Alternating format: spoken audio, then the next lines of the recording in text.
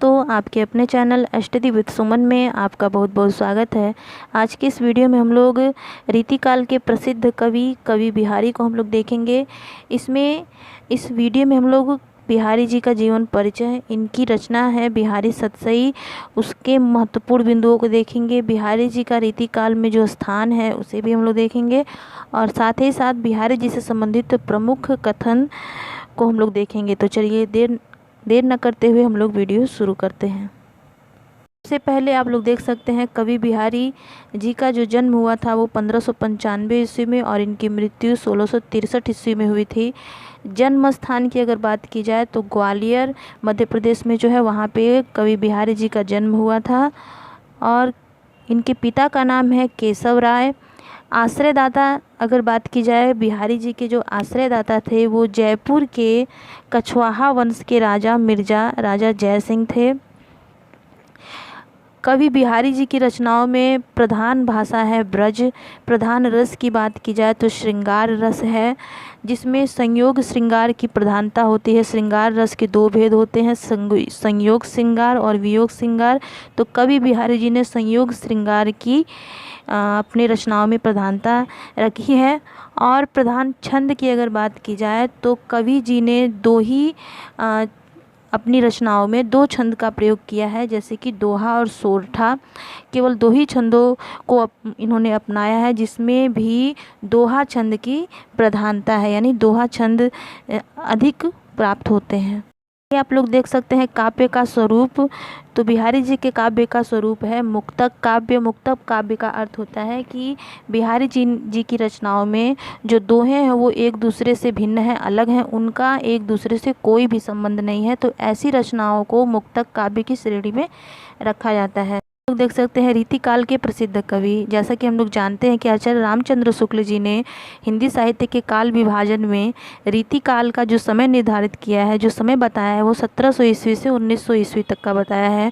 और रीतिकाल में जो कवि हैं उनको 3 श्रेणियों में रखा गया है, रीतिबद्ध कवि, रीतिसिद्ध कवि और रीतिमुक्त कवि।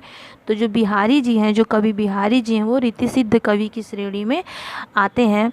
तो मैंने एक रीतिकाल से संबंधित एक वीडियो बनाया है, उसमें सारे जितने भी कवि हैं उनको श्रेणी वाइज जो जिस श्रेणी में आते हैं उनको उस तरीके से उसमें बताया गया है। वो बहुत ही जो वीडियो है उसमें बहुत सारे व्यूज़ भी आए हैं, उसे आप ज़रूर देखें, उसका लिंक मैं डिस्क्रिप्शन बॉक्स में दे दूँगी। तो जो बिहारी जी हैं वो कैसे कवि हैं, वो रीति सिद्ध कवि हैं। है कि रीतिकाल का प्रतिनिधि कवि किसे माना गया है, बिहारी जी को क्वेश्चन बन सकता है। रीतिकाल के प्रतिनिधि कवि बिहारी। चलिए अब हम लोग आगे देख लेते हैं। आगे बिहारी जी की रचना है बिहारी सतसई, जिसकी रचना बिहारी जी ने 1662 ईस्वी में की थी। ये रचना एकमात्र रचना है, बिहारी जी ने एकमात्र रचना की बिहारी सतसई की 1662 ईस्वी में, जिसमें 713 दोहे हैं।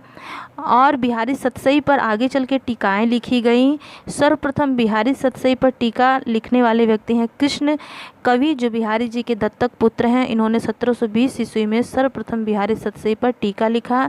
फिर आप लोग देख सकते हैं बिहारी सतसई पर एक फ़ारसी टीका भी लिखा गया है, जिसका नाम है फिरंगी सतसई, जिसे आनंदीलाल शर्मा जोशी जी ने लिखा है। फिर हम लोग आगे बिहारी सतसई से संबंधित प्रमुख कथन को देख लेते हैं, जैसे है जिसमें पहली परिभाषा आचार्य हजारी प्रसाद द्विवेदी जी की हम लोग देख लेते हैं बिहारी सतसई के लिए, कि बिहारी सतसई रसिकों के हृदय का घर है।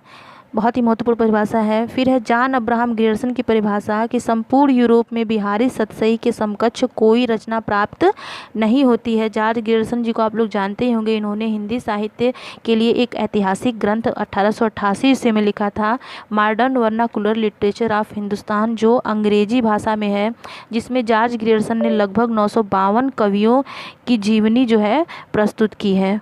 जो कथन है वो बिहारी जी ने बिहारी सतसई की प्रशंसा में स्वयं लिखा है कि करी कमाई सतसई भरी अनेक स्वाद। जैसा कि हम लोग जानते ही हैं कि बिहारी जी की एकमात्र रचना बिहारी सतसई है। तो बिहारी जी लिखते हैं कि मैंने जो बिहारी सतसई की जो कमाई की है, मतलब जो मैंने इसकी रचना की है, उसमें मैंने अनेक स्वाद भरे हैं। इनके जो दोहे हैं उनको पढ़ने के बाद आप लोग स्वयं समझ जाएंगे कि बिहारी सतसई की जो रचना है वो कितनी हिंदी साहित्य के लिए कितनी महत्वपूर्ण रचना है।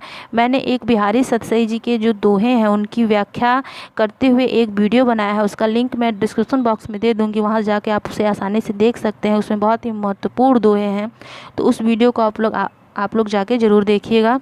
चलिए हम लोग आगे देख लेते हैं।